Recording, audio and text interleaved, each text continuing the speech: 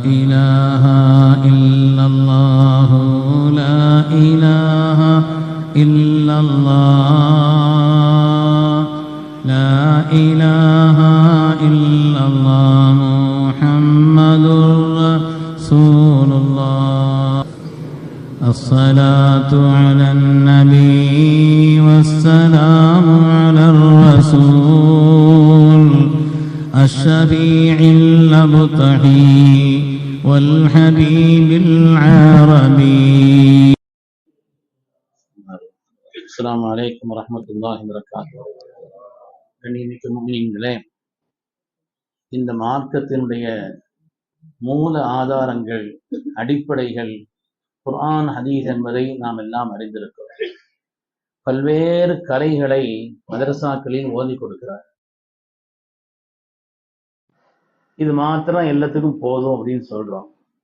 ஏன் மற்ற கலைகள் எல்லாம் என்பதை குறித்து இன்ஷா அல்லாஹ் அடுத்தடுத்த நாட்கள்ல நாம விளங்கி வச்சுக்கிறோம்.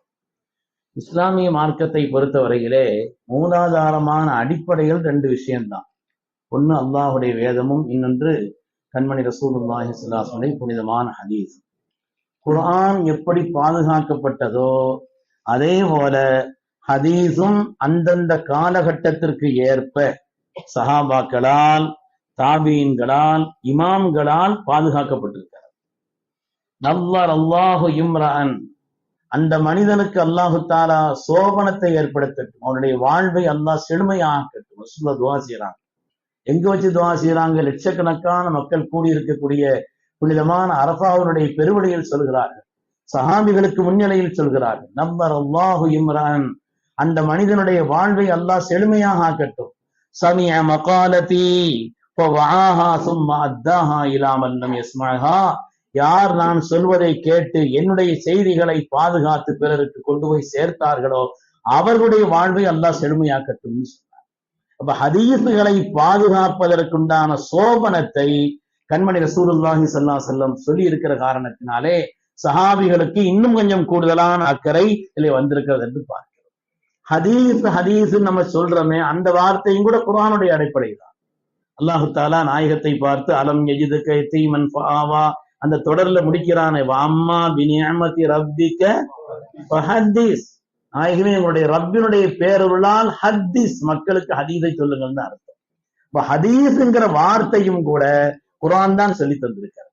அருமையான பெருமக்களே, ஸல்லல்லாஹு அலைஹி வஸல்லம் இந்த ஹதீஸ்ங்கிறது இருக்குதே, இந்த உம்மத்தினுடைய மிகப்பெரிய ஹுஜ்ஜத், ஆதாரம் என்ன? ஸல்லல்லாஹு அலைஹி வஸல்லம் வார்த்தைகள், அவங்களுடைய சொற்கள், செயல்கள், அங்கீகாரங்கள், அவங்களுடைய சிஃபத்துகள் எல்லாவற்றையும் அவங்களை பற்றி அல்லாஹு தஆலா சொல்கிறான். மா யன்திகு அனில் ஹவா, தன்னுடைய மனோ இச்சைக்கு உட்பட்டு ஒரு வார்த்தை கூட நாயகம் பேசியதில்லை. இன் ஹுவ இல்லா வஹ்யுன் யூஹா, அது வஹ்யினுடைய வார்த்தைகள் தான். ஸல்லல்லாஹு அலைஹி வஸல்லம் பேசுறது பூரா வஹ்யினுடைய வார்த்தைகள் தான் என்று அல்லாஹு தஆலா அருள்மறையிலே சோவனம் சொல்லிவிட்டான். இந்த காலகட்டத்துல உம்மத்து கொஞ்சம் கவனமா இதை விளங்கணும். ஸல்லல்லாஹு அலைஹி வஸல்லம் சொல்வதெல்லாம் வஹி என்று அல்லாஹ் சொன்னான். ஸல்லல்லாஹு அலைஹி வஸல்லம் காலத்துல ஹஜ்ரத் அப்துல்லாஹ் இப்னு அம்ர் இப்னுல் ஆஸ் ஒரு சஹாபி, ஹஜ்ரத் அப்துல்லாஹ் இப்னு அம்ர் இப்னுல் ஆஸ் இருந்தாங்கிற ஒரு சஹாபி, அவங்க சொல்றாங்க, குன்து அக்துபு குல்ல ஷைஇன் சமிஅத்துஹு மின் ரசூலில்லாஹி ஸல்லல்லாஹு அலைஹி வஸல்லம், ஸல்லல்லாஹு அலைஹி என்ன சொன்னாலும் நான் கூடவே அவங்க கூட நடந்து அவங்க சொல்றதுக்கு பிறகு எழுதிக்கிட்டே இருந்தேங்க. நான் அவங்க கூட நடந்து அவங்க என்ன சொன்னாலும் நான் எழுதிக்கிட்டே இருந்தேன். ஃபனஹத்னி குரைஷுன், என்ன சில பேர் தடுத்தாங்க. இன்னஹு பஷருன் யதகல்லமு ஃபில் கலபி வர்ரிலா, அவங்க ஒரு மனிதர் தானே, ஏதாவது கோபத்துல ஒரு வார்த்தை சொல்லிடலாம், கொஞ்சம் சந்தோஷத்துல ஒரு வார்த்தையை சொல்லிடலாம், ஏதாவது கோபத்துல ஒரு வார்த்தை சொன்னா அதை இப்படி எழுதி வச்சிருப்பீங்களா நீங்க? அதனால ஏதாவது ஒரு வார்த்தை கொஞ்சம் கோபத்துல, கொஞ்சம் திருப்தியினுடைய உச்சத்தில், ஏதாவது சந்தோஷத்தினுடைய உச்சத்துல ஒரு வார்த்தையை சொன்னா அதையெல்லாம் நீங்க எழுதுறீங்களா? அதெல்லாம் எழுதக்கூடாது, சாமி இருக்கீங்கன்னு என்ன தடுத்தாங்க. அதற்கு அப்துல்லாஹ் இப்னு அம்ர் இப்னுல் ஆஸ் சொல்றாங்க, நான் நேரா ரசூலுல்லாஹ்ட்ட போயிட்டேன். போய் அல்லாஹ்வுடைய ரசூலே என்னை தடுக்கிறார்கள். ஸல்லல்லாஹு அலைஹி வஸல்லம் சொன்னாங்க, உக்துப், நீங்கள் எழுதி வைத்துக் கொள்ளுங்க. வல்லதி நஃப்ஸி பியதி, என் ஆத்மா எவன் கையில் இருக்கிறது அந்த ரப்பின் மீது சத்தியம் விட்டு சொல்கிறேன், மா யஹ்ருஜு மின்ஹு இல்லல் ஹக், என் வாயிலிருந்து வருவது ஹக்கை தவிர எதுவும் வராதுன்னு சொன்னார். அதனால எழுதுங்கன்னு சொன்னார். ஸல்லல்லாஹு அலைஹி வஸல்லம் வாக்கும் அவங்களுடைய செயல்களும் அங்கீகாரம் என்பதை குர்ஆன் உச்சரிக்கிறது, ஸல்லல்லாஹு அலைஹி வஸல்லம் வார்த்தைகள் சொல்கிறது. ஏராளமாக குர்ஆன் ஷரீஃபிலே அல்லாஹ் தஆலா சொல்லி காண்பிக்கிறார். அருமையான பெருமக்களே, இந்த சாட்சியை உடைப்பதற்கு இஸ்லாமிய எதிரிகள் ஒவ்வொரு காலகட்டத்திலும் முயற்சி செய்கிறார்.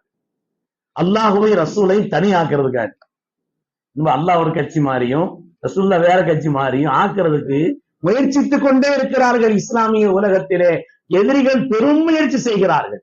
அல்லாஹ் குர்ஆனிலே சொன்னான்,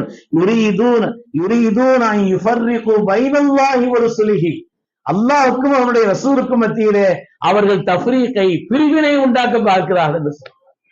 அல்லாஹ் சொன்னா அது சரி, ரசூலுல்லாஹ் சொன்னா அது அப்படி. அல்லாஹ்வுக்கும் ரசூலுல்லாஹ்வுக்கும் இவங்க கொஞ்சம் கத்துக்காரர் மாதிரி உள்ள ஒரு நிலையில அப்படி கொண்டு போறதுக்கு பாக்குறாங்க. ரெண்டு பேருக்கு மத்தியில் அப்படி பிரிவினையை ஏற்படுத்துவதற்கு இந்த உலகத்திலே இஸ்லாமிய எதிரிகள் செய்யக்கூடிய சூழ்ச்சி என்று அல்லாஹ் தஆலா சொல்கிறார். எப்பொழுதெல்லாம் இந்த உம்மத் இந்த முயற்சியை முன்னெடுத்ததோ அப்பொழுதுதான் இந்த உம்மத்துல பிளவு வந்துச்சு. இந்த உம்மத்துல பிளவே வரல. அதுக்கு முன்னால இந்த உம்மத்தில் எப்பொழுது பிளவு வந்தது என்று சொன்னால், குர்ஆனுடைய விஷயங்களை எடுப்போம், அதுக்கு முக்கியத்துவம் கொடுப்போம். ரசூலுல்லாஹ் தானே சொல்லியிருக்கிறாங்க, அது ரசூலுல்லாஹி ஸல்லல்லாஹு அலைஹி வஸல்லம் வார்த்தை தானே என்று ரசூலுடைய வார்த்தையை இவர்கள் இரண்டாவதாக அல்லது அதை ஒன்றுமில்லாததாக, அதை தரமில்லதாக எப்பொழுது ஆக்கினார்களோ அப்பொழுதுதான் இந்த உம்மத்தில் பிரிவுகள் ஆரம்பிச்சது. இந்த உலகத்தில் ஏற்பட்ட முதல் பிரிவு ஹாரிஜியாக்கள் தான் இந்த உம்மத்தில் ஏற்பட்ட முதல் பிரிவு. அவங்க என்ன சொன்னாங்க, குர்ஆன் ஒரு வார்த்தையை சொல்லிடுச்சா சல்லாத அளவுக்கு விளக்கம் சொன்னாங்களா? இல்ல குர்ஆனுடைய வார்த்தையை மட்டும்தான் எடுக்கணும். திருடிய ஆண் பெண்களுக்கு அல்லாஹ் தஆலா சொல்றான், உன்னை கைகளை வெட்டுங்கன்னு சொல்றான். கைகளை வெட்டுங்க. சல்லாஹ்ல விளக்கம் சொன்னாங்க, கையை வெட்டுங்கன்னா மொத்தமா வெட்டிடாதீங்க, அவங்களுடைய கையை வெட்டுற நேரத்துல அவங்களுடைய மணிக்கட்டு வர வெட்டுங்க அப்படின்னு சல்லாஹ்ல சொன்னான். சொன்னாங்க அல்லாஹ் கையின் தானே சொன்னான், நாம அந்த சொல்ல எடுக்க வேண்டியது இல்ல, ரசூலுடைய விளக்கத்தை எடுக்க வேண்டியது இல்ல, அதனால ஷோல்டர் வர வெட்ட வேண்டியதான். அதனால ஹாரிஜியாக்கள் ரசூலுடைய அந்த கருத்திற்கு மாற்றமாக குர்ஆனுக்கு விளக்கம் ரசூல் அவர்கள் அந்த சொல்லை எடுக்காமல் எப்பொழுது இந்த உம்மத்தில் இதுவோ உள்ள ஆயத்துகளிலே பிளவுகளையும் மாற்று கருத்துக்களையும் அல்லாஹ்வுக்கும் ரசூலுக்கும் முரண்பட்டதை போல ஒரு நிலையை உண்டாக்க ஆரம்பித்தார்களோ அப்பொழுதில் இருந்துதான் இந்த உம்மத்தில் இன்னைக்கு காலகட்டத்தில் அதுதான் நடக்குது. இன்னைக்கும் ஹதீஸ கொஞ்சம் அப்படி ஒரு மாதிரியா, ஹதீஸ் விஷயத்துல நடக்க போறதா இருந்தா அது கொஞ்சம் ஒரு மாதிரியா, இப்ப கொஞ்சம் பேர் வேற, சஹீஹ் லைஃப் இஸ்மெல்லாம் இப்பெல்லாம் அதுக்கு பேர் என்னன்னா சஹீஹ் லைஃப். ஒரு விஷயத்தை விளங்கிக்கிறணும், சஹீஹ் லைஃப் என்பது அது ஹதீஸ் கலையிலே சட்ட அறிஞர்கள் பயன்படுத்தக்கூடிய கலை சொற்கள். சட்ட அறிஞர்கள் பயன்படுத்தக்கூடிய கலை சொற்கள் அது என்னன்னு ஹதீஸ் கலையிலே உள்ள சட்ட அறிஞர்களுக்கு தான் தெரியும். ஒரு துறையில தேர்ந்தவர்கள் பயன்படுத்தக்கூடிய அந்த வார்த்தையை அந்த துறையில சம்பந்தம் இல்லாத ஆட்கள் அது என்னமோ ரொம்ப பலமானது, இது கொஞ்சம் பலகீனமானது என்று இதை பூரா தள்ளணும்னு சொன்னா, மௌதுஆன ஹதீஸுக்கும் பலகீனமான ஹதீஸுக்கு என்ன வித்தியாசம்? மௌதுஆன இட்டுக்கட்டப்பட்டது, என்னமோ பலகீனமான ஹதீஸ், அது பூரா ஹதீஸுகள் தான். முதல்ல அதை விளங்கணும். அதுக்கு பேர் நம்ம ஹதீஸ் இல்லை, ஹதீஸுகள் தான். சட்டம் எடுக்கின்ற நேரத்திலே சட்ட அறிஞர்கள் என்ன செய்யறாங்கன்னா, இதை விட இந்த ஹதீஸினுடைய ரிவாயத்துகள் பல நிலைகளில் பலமாக இருக்கிறதுனால அதுக்கு முக்கியத்துவம் கொடுக்கணும் என்று எடுக்கிறார்கள். தவிர இதை தள்ளணும்னு ஒரு ஆளும் சொல்லல, இதை தள்ளணும். இப்போ வந்திருக்கிற கூட்டம் என்னன்னு சொன்னா, மொத்தமா நேரடியாக ஹதீஸில் இருந்து ரசூலுல்லாஹ்வுடைய வாயிலிருந்து இது பூரா இந்த பக்கம், இது பூரா இந்த பக்கம் அப்படின்னு சொல்லி அதை பிரிக்கக்கூடிய இந்த நிலை இருக்கு என்பது இருக்கிறதே. அதை சொல்வதாக இருந்தால், அதாவது சாமானிய மக்கள் தங்களுடைய பாஷையிலே பலம் பலகீனம் என்று நினைத்து அவர்கள் ஒதுக்குவது என்பது இருக்கிறதே, அந்த அடிப்படை தெரியாத பாமரத்தனம். அது அந்த ஹதீஸ் சம்பந்தப்பட்ட விஷயங்களை தெரியாத பாமரத்தனம் என்றுதான் சொல்ல வேண்டும். அவங்க ஹதீஸ் கலையிலே உள்ளவர்கள் அது சம்பந்தப்பட்ட விஷயங்கள்ல அவங்க என்ன செய்யறாங்கன்னா ஒரு 5 நிபந்தனைகளை வைத்திருக்கிறார். அதற்கு சில காரணங்கள் அந்த துறையில் உள்ளவங்களுக்கு தானுங்க அதை பத்தி தெரியும். அந்த துறை சம்பந்தப்பட்டது ஒண்ணுமே தெரியாம நாம கருத்து சொன்னா துறையில் உள்ளவங்க என்ன கோவிக்க மாட்டாங்களா? அவங்க ஒண்ணு அதை பத்தி உங்களுக்கு என்னது தெரியும் கேட்க மாட்டாங்களா? அதனால இன்னைக்கு இந்த ஹதீஸுகள் தான் உலகத்தில் ஏற்படக்கூடிய எந்த பிரிவினைக்கும் காரணம். உலகத்துல இஸ்லாமிய மார்க்கத்துல அல்லாஹ்வே சொல்கிறான், அவர்கள் யுரீதூன அன் யுஃபர்ரிகு பைனல்லாஹி வ ரசூலிஹி, அல்லாஹ்வுக்கும் ரசூலுக்கும் மத்தியிலே அவங்க பிரிவை உண்டாக்க பார்க்கிறார்கள் என்று அல்லாஹ் தஆலா சொன்னானே. இதுதான் உலகத்திலே இஸ்லாமிய உலகத்தில் அவர்கள் பல்வேறு பிரிவை உண்டாக்குவதற்குண்டான அடிப்படை என்பதிலே எந்த விதமான சந்தேகம் இல்லை. அருமையான பெருமக்களே, இதைத்தான் ஷியாக்களும் செய்தாங்க. இதைத்தான் உலகத்துல ஷியாக்கள் செய்தாங்க. ஹாரிஜியாக்கள் தான் முதல் வழிகட்ட கூட்டம்னு சொன்னோம். ஷியாக்கள் என்ன செய்தாங்கன்னா, ஹதீஸ்ல எதெல்லாம் அஹ்லுல் பைத் ரிவாயத் செய்யறாங்களோ, ரசூலுல்லாஹ்வுடைய குடும்பத்து சம்பந்தப்பட்ட ஆட்கள் எந்தெந்த ஹதீஸ் சொல்றாங்களோ அதை மட்டும்தான் எடுப்போம்னு சொன்னோம். அப்படி ஆட்கள் கம்மியா தானே இருப்பாங்க, அந்த ஹதீதுகள் கம்மியா தானே இருக்கும். அப்ப அதுக்கு பிறகு சில வாழ்நாள் ரீதியான செயல்பாட்டுக்கு சில ஹதீதுகள் தேவைப்படுது. அதை என்ன செய்தான், இவன் உண்டாக்கி விட்டான். அது இப்படிப்பட்டதா இவனா உண்டாக்கி வச்சுட்டு அது ஹதீஸுங்கிற பேர்ல. இப்ப ஹதீஸில் ஏற்பட்ட அந்த குழப்பம் தான், குர்ஆனை விட்டுட்டு இந்த ஹதீஸில் ஏற்படுத்தப்பட்ட அந்த குழப்பம் தான் பிரிவினைக்கு காரணம். இது மாதிரி இந்த உம்மத்தில் ஏற்பட்ட இன்னொரு முக்கியமான பிரிவு முஅ்தஸிலாக்கள். இந்த முஅ்தஸிலாக்கள் என்ன செய்றாங்கன்னா, ஒரு ஹதீஸை எடுக்கணுமானா அதனுடைய ராவிகள் தங்களுடைய வாழ்க்கையில ஒரு சின்ன பாவம் கூட எந்த காலத்திலையும் செய்திருக்க கூடாது, அதுக்கு கடுமையான நிபந்தனை ஆக்கினார்கள். நிபந்தனை ஆக்கிய காரணத்தினாலே ஏராளமான ஹதீஸ்களை அவர்கள் தள்ளினார். ஆக இப்படி இந்த ஹதீஸனுடைய உலகத்திலே எப்பொழுது அவர்கள் பிரித்து காட்ட ஆரம்பித்தார்களோ, அதை துச்சமாக மதிக்க ஆரம்பித்தார்களோ, அல்லது அது விஷயத்திலே கவனக்குறைவாக தள்ள ஆரம்பித்தார்களோ, அப்பொழுதுதான் இந்த உம்மத்திலே பல்வேறு பிளவுகள் ஏற்பட்டது என்பதை நாம் எண்ணி பார்க்கிறோம். அருமையான பெருமக்களே, அல்லாஹ்வுடைய தூதருக்கு முன்னால் முற்றிலுமாக நாம் நாவடக்கியும் பேச வேண்டும். அவங்க முன்னால பணிஞ்சிடணும், அவங்க முன்னால நாவடக்கி பேசணும். அது தனிப்பட்ட விஷயங்களா இருந்தாலும் சரி, நம்முடைய குடும்ப விஷயங்களா இருந்தாலும் சரி, பொது உத்தரவா இருந்தாலும் சரி, ஆயகத்துக்கு முன்னால சத்தம் போட்டு பேசக்கூடாது. அல்லாஹ் சொன்னா என்ன, நான் தர்ஃபஉ அஸ்வாத்தக்கும் ஃபௌக ஸௌத்தின் நபி, நபியினுடைய சத்தத்தை விட உங்கள் சத்தத்தை உயர்த்தாது.